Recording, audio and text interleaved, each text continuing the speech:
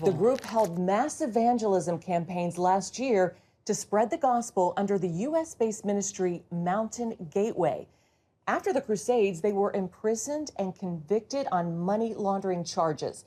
The government gave them prison sentences ranging from 12 to 15 years and $80 million in fines per person.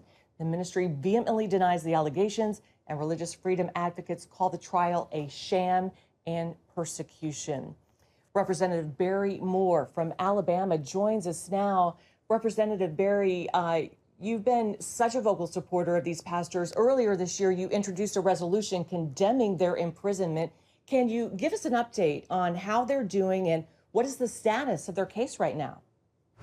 Well, as we know right now, Wendy, they're still in prison, and we don't think they've had fair legal representation. And this is a ministry that's been working in Nicaragua for 30 years, and they've done a number of disaster relief programs, food, jobs, you name it. This ministry has been an impact in Nicaragua, and so we're in the fight. You know, we're trying to make sure that freedom of religion around the world is protected, and so we're in the process of getting the resolution, trying to get more support and to hopefully get our ministers freed and get them back out to sharing the gospel. And Representative Moore, like you said, they've been there for decades. Why do you believe these men are being targeted now?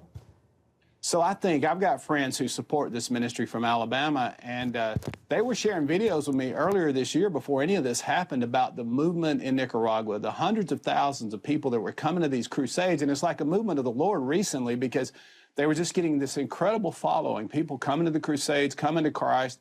And I think in some ways, those large numbers, those people showing up for those crusades, coming to Christ, made the Nicaraguan government maybe a little nervous. You know, Christ is about freedom and the opportunity to worship and that sort of thing. And I think in some ways, when government likes to control people, I think it made them a little nervous. Yeah, and before their arrest, what kind of impact were they actually having on the communities there in Nicaragua?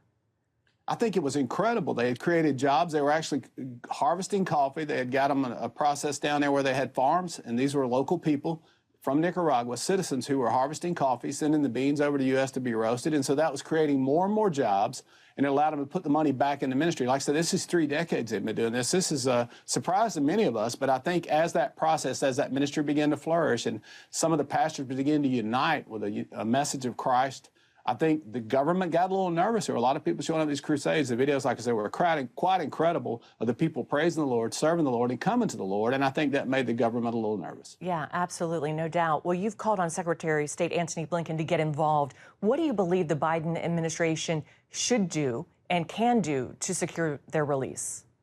Well, I think part of the problem is the administration is not as well, they're not plugged into religious issues around the globe like they should be. And obviously, I think the government around the globe, the American government, is not well respected or is at least feared to have a say. They're more feckless now. And so we'd like for the administration to do more. They're not doing what they can. We do have a resolution. It's Resolution 1019 that have bipartisan support. We have 4 Democrats and a number of Republicans on. And so I would encourage the members, y'all have an incredible reach to the Christian community, to call their members of Congress and say, please join this resolution that Barry Moore has from Alabama. We're trying to get these people freed and get them back into ministry. What's happened to them is a travesty of justice. And like I said, they haven't had fair legal representation. The Department of State, we've met with them. We continue to put pressure. I'd like to see some sanctions maybe imposed if the Nicaraguan government does not make a move. Yeah, our prayers definitely, Congressman, for a breakthrough very soon. Representative Barry Moore from the great state of Alabama, thanks so much for joining us. Thank you, Wendy.